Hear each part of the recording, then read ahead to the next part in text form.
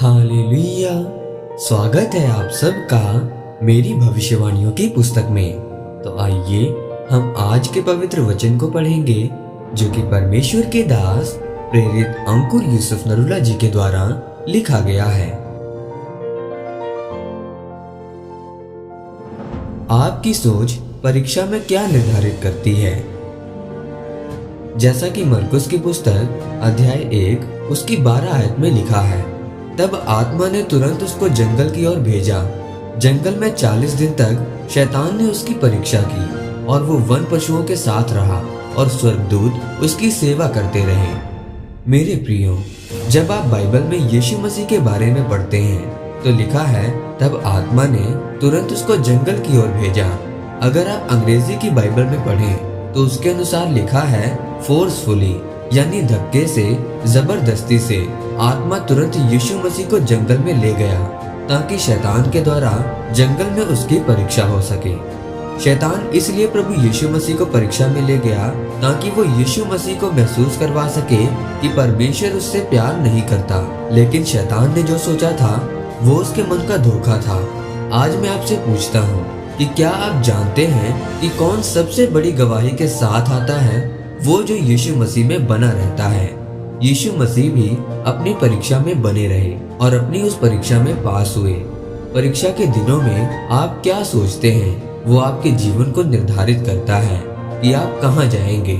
अगर आप एक सच्चे मसीही हैं तो आप कभी भी परमेश्वर पर प्रार्थना के उत्तर के लिए दबाव नहीं डालेंगे। अगर आपकी प्रार्थना का उत्तर नहीं आया तो आप यीशु मसीह पर केस नहीं कर सकते, कचहरी सुप्रीम कोर्ट में नहीं जा सकते। परमेश्वर अपने समय पर प्रार्थना का उत्तर देता है। मेरे प्रियो, बाइबल में जब आप यहोशू के बारे में पढ़ते हैं तो लिखा है कि परमेश्वर ने यहोशू से कहा कि हियाव बांध और दृढ़ हो जा, क्योंकि इजरायली लोगों के जीवन में जब गवाहियां आती हैं तब वो झूम झूम कर परमेश्वर की तारीफ करते हैं। क्योंकि इजरायली लोगों के जीवन में जब गवाहियां आती थी तब वो झूम झूम कर परमेश्वर की तारीफ करते थे, और जब उनके जीवनों में परीक्षाएं आती थी तब वो कुड़कुड़ाते थे।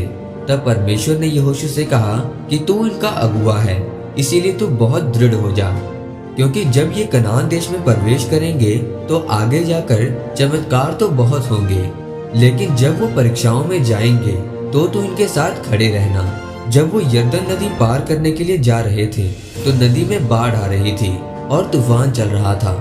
उस समय परमेश्वर ने यहोशू के द्वारा यरदन नदी को 2 भाग किया, और उसके बाद जब वो यरीहो में प्रवेश करने के लिए जा रहे थे तब यरीहो की दीवार को बाहर की तरफ गिराया। उन्होंने अपनी परीक्षा को पास किया और परमेश्वर ने उनके जीवन में बड़े बड़े काम किए। आपके जीवन में भी ऐसा समय आता है जब आप सोचते हैं कि आपको अब आगे जाना है या नहीं। वही निर्णय आपके जीवन में निर्धारित करता है कि आप कितनी ऊंचाई पर जाएंगे।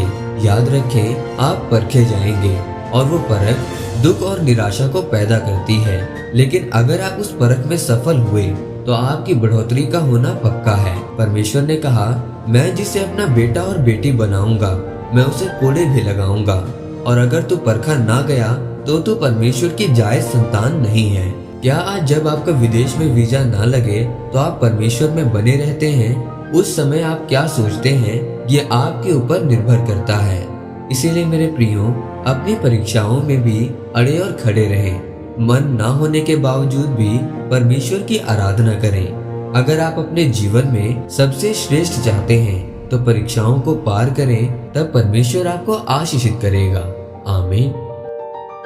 आइए इस प्रार्थना को आप मेरे साथ एक मन होकर करें। सर्वशक्तिमान परमेश्वर, इस वचन के लिए मैं आपका धन्यवाद करता हूँ और प्रार्थना करता हूँ कि आप मुझे सामर्थ्य दें कि मैं अपनी परीक्षा से बाहर आ सकूं और मैं शैतान से लड़कर अपनी आशीषों को स्थिर करने पाऊं।